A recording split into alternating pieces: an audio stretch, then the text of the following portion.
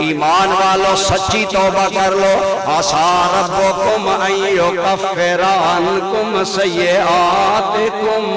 جب تم خالص توبہ کر لو گے اللہ تمہاری غلطیاں معاف کر دے گا وَيَغْفِرْ لَكُمْ ذُنُوبَكُمْ اللہ تمہارے گناہ معاف کر دے گا اور تمہیں اس جنت میں داخل کرے گا جس جنت کے اندر نہریں ہیں شہد دودھ پانی کی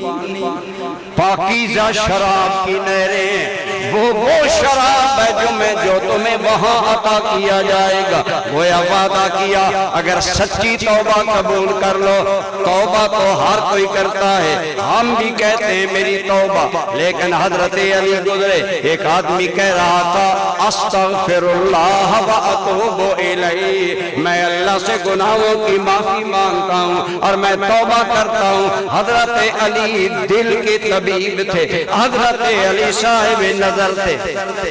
قریب آئے اس کے کندھے پر ہاتھ رکھا آپ نے فرمایا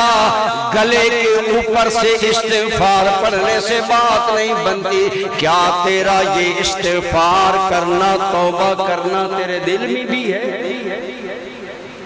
استغفر اللہ کا لفظ آپ دن میں لاکھ مرتبہ دن رات میں پڑھنا چاہیں آپ کہیں گے میں نے جی تسبیح نکالا یہ طوطے کا رٹنا توبہ نہیں ہے یہ استغفر اللہ کی جلیاں لگانا اس سے توبہ نہیں مولا علی نے فرمایا اپنے دل سے سوال کر کیا دل سے یہ کہہ رہا ہے کہ مالک میں نے معافی مانگی اور میں نے توبہ قبول کی وہ آدمی کہنے لگا اے علی شیر خدا اے رسول اللہ کے پیارے ویر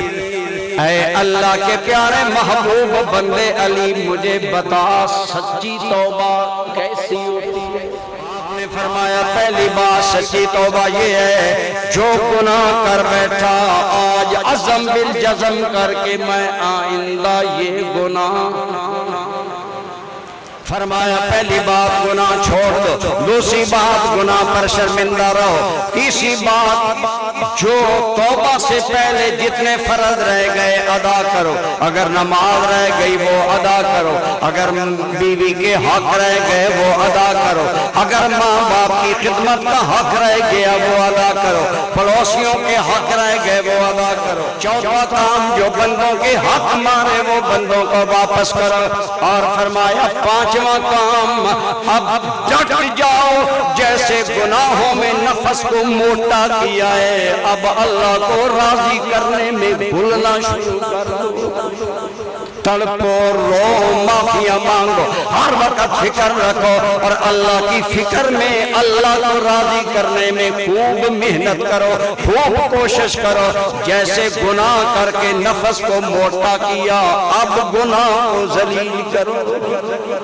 اب گناہ کو اس نفس کو کمزور کرو پانچویں بات فرمایا اللہ کی بارگاہ میں تنہائیوں میں رویا کر رونے والے اللہ کو پسند ہے